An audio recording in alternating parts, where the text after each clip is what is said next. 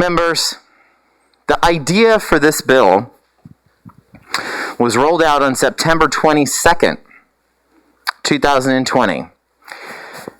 A political stunt rolled out by Governor Ron DeSantis less than 2 months before an election. It was a direct response to the international Black Lives Matter movement instigated by the horrific murder of George Floyd. This bill offers zero solutions to address the racial injustices, unfair policing policies, and inequities that are facing Black Americans. In fact, House Bill 1 makes them worse.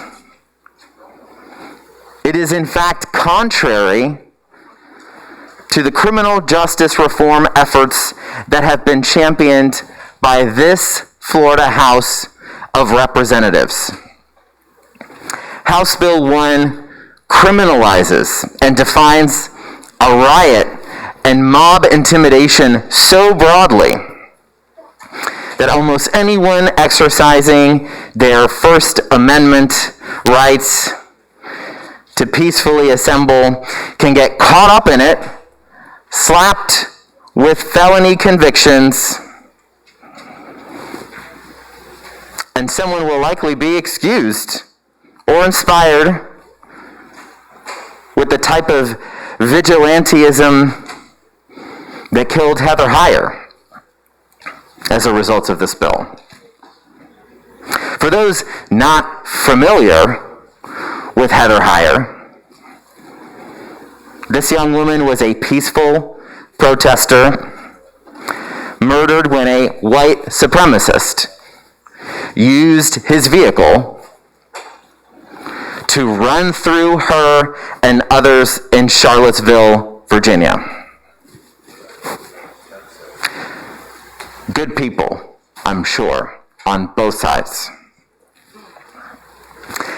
Members, this was a heinous act for which there is an affirmative defense in a civil action for wrongful death if the victim was participating in a, quote, riot. Wow. Wow, members, what are we saying here?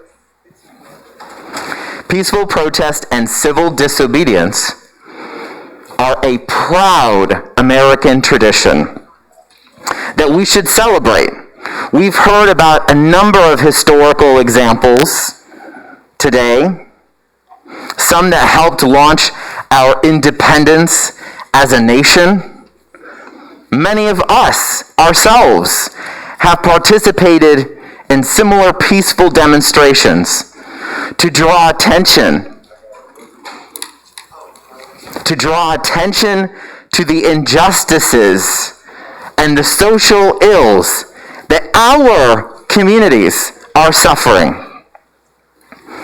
I'll share one example that is near and dear to me.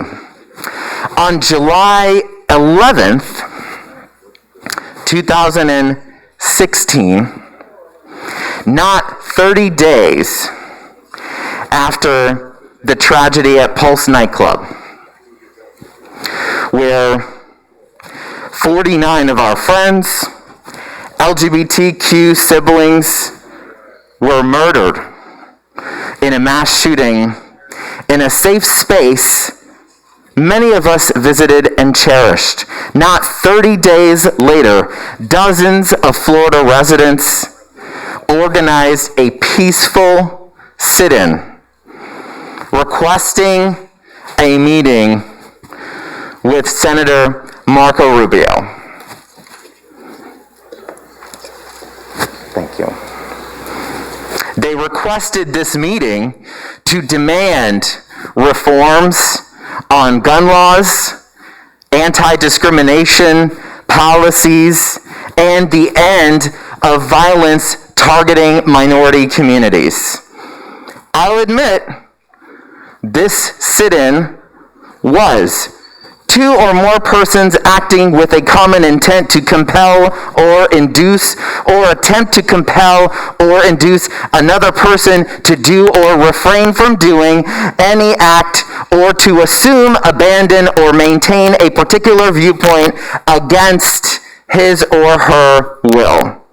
Again, I'll admit, if Senator Marco Rubio were to announce his support for gun safety and LGBTQ rights, it would likely be against his will. As a result of two or more persons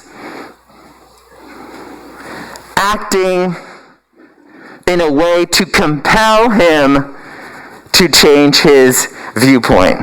Mob intimidation, as defined in House Bill 1. So House Bill 1 would have locked these peaceful demonstrators up, charged them with mob intimidation, and they'd be held in jail until brought before court for bail.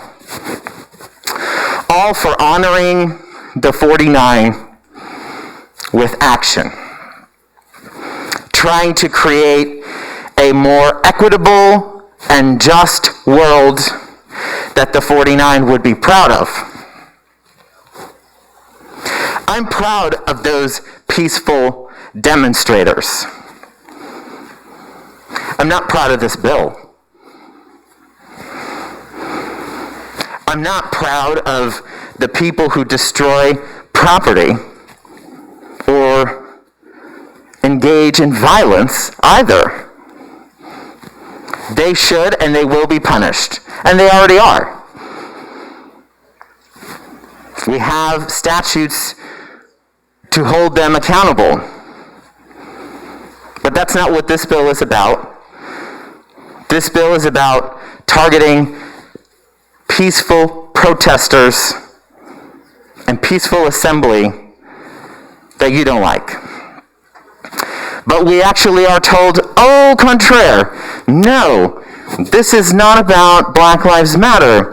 This is also about making sure that we crack down on the incidents, if you want to call it an incident, the violent insurrection in the U.S. Capitol on January 6th. But you see, all I see in this bill seems to be targeting one type of protest. We have enhanced penalties, sure, for destroying property, new definitions and crimes for mob intimidation, inciting a so-called riot, harming our precious Confederate statues, civil immunity, civil defense for people who run over so-called rioters with their car. And as I wrap this up, I want to remind you what's not in here. No new crimes for breaking into the state capitol building or the destruction of state property or defecating in a state capitol building, as happened in the United States Capitol, or vandalizing of government property. Members, we know what this is about. Look within your hearts, follow the Constitution, and vote no on this very bad bill.